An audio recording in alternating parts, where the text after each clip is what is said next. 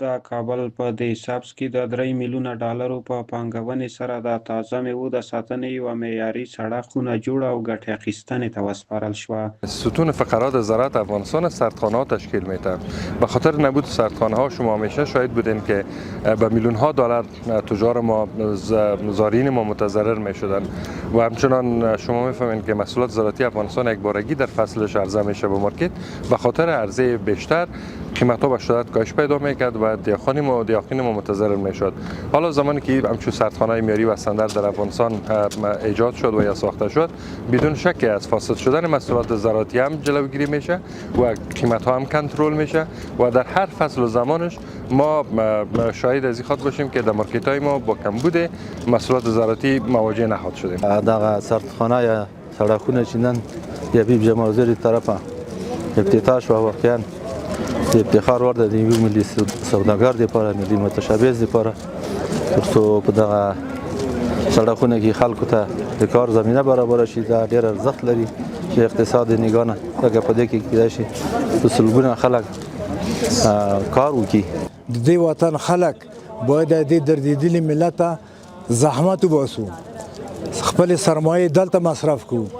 خارج مملکتو کې لازمه نه ده چې مصرف وکړو. امارت اسلامي نه مو غوښتنه ده چې دغه سردخانې چې مونږ جوړې کړې دي او دوی مونږ سپورټ کړي هم تشویق کړي یو، خو بیا هم هیله تر نه کوو چې دا ملي تجاران، ملي سرمایه‌داران وطن ته راوبولي، خپله سرمایه ګذاري په خپل وطن کې وکړي. د کرنې او مالدارۍ وزارت مرستیال مولوي صدر اعظم عثماني د حبیب جمال زوی د سړې خونې د پرانیستلو په مراسمو کې وویل سړې خونې د هیواد د کروندګرو لپاره ښه خبر دی.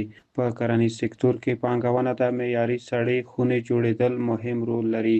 ښاغلي عثماني زیاته کړه چې له پاکستان سره د سوداګریزو لارو تړلو سره خلک یو څه اندېښمن وو، خو برعکس افغانستان په تدریجي ډول د ځان بسیاینې په لور روان دی. د کرنې او مالدارۍ وزارت تل د سوداګرو او پانګوالو په خدمت کې دی او د خصوصي سکتور پیاوړتیا هم ملي اقتصاد پیاوړی کوي. تورخام و ماسده بلداک نور الیار بند شوی، د خلکو فکر سوچ دا و چې په افغانستان کې به زیات مشکلات راشي، خو الحمدلله زمونږ زراعتي محصولات، زمونږ مسده تولیدات په دې کچه باندې مسده زیاتیږي چې انشاءالله د وارداتو په ځای باندې به د صادراتو فکر او سوچ او مسده نور ملکو ته خپل صادرات شروع کړي دي او شروع کوو. بیا هم مونږ مسده په خپل مارکیټو کې، په خپل بازارو کې داسې یو مشکل سره مخامخ شوي نه یو. الحمدلله دا د دې د وجې نه چې که چېرته زموږ خصوصي سکتور او دارنګه وزارت زراعت او دا نور د ادارې په هماهنګي باندې خپله سرمایه ګذاري وشي او د ملک د خپل د تولیداتو لپاره کار وشي، انشاءالله دا مشکلات چې دا څه مشکلات دي، دا مشکلات به هم حل کیږي. پارک صنعتی صنایع سبز یگانه پارکی است که از طرف سکتور خصوصی سرمایه‌گذاری و احیا شده است که این مطابق ماستر پلان وزارت محترم شهرسازی و کابل جدید عملا شما می‌بینید که در اینجا بیشتر از 120 کارخانه و سردخانه و فعال و بیشتر بر 300 کارخانه دیگر ساختمان و مونتاژ ماشین‌آلات جریان دارد. خوشبختانه که در این اواخر با توجه امارت اسلامی افغانستان در بخش جلب سرمایه‌گذاری ایجاد سردخانه ها در مرکز و ولایات بسیار به شدت و جدی کارش روان است. خوشبختانه که در پارک صنعتی صنایع سبز شما هستیم، ما 5 تا سردخانه که 2 تاش فعال و 3 تا دیگر در حال ساخت‌ساز است که انشاءالله در آینده نزدیک شاهد افتتاح ازی خواهد بودیم. وقتی که ما سردخانه داشته باشیم، الحمدلله میوه و سبزی های خود که وقتی که ما در اینجا نگهداری کنیم، البته حاجت با واردات نیست.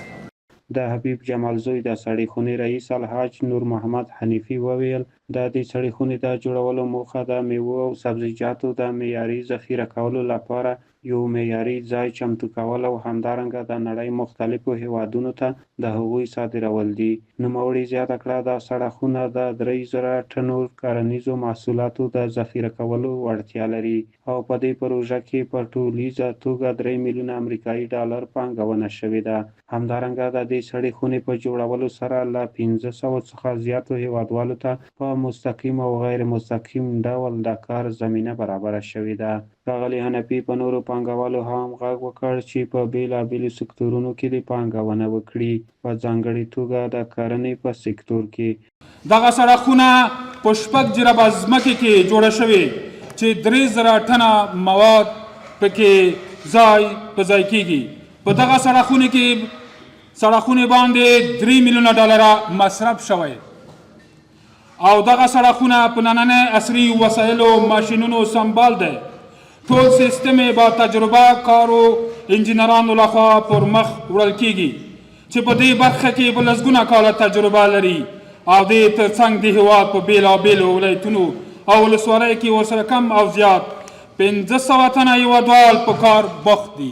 پرونه پورې شړومبیم په دغه بوتل کې د ایران راتلی، دوغ ایرانی می آمد. دوغ کجایی است؟ در سر دسترخوان ماندگی دوغ ایرانی. امروز انرژی هلکوزایت، امروز آب شفای میوید، شما باور به خدا کنه که 80 سنت در اروپا در فرانکفورت به فروش میرسید.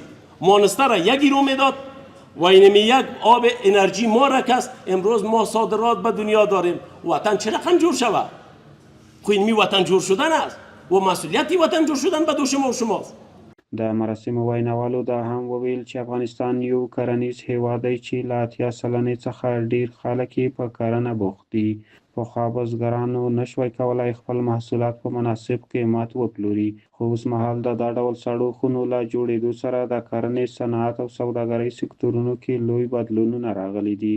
هغوی زیاته کړه چې هره میاشت په هیواد کې له 40 څخه تر 50 پورې سړې خونې جوړیږي او تمه شته چې موږ به هره ورځ د کورنیو سوداګرو لخوا د ورته پروژو د پرانیستلو شاهدان شو.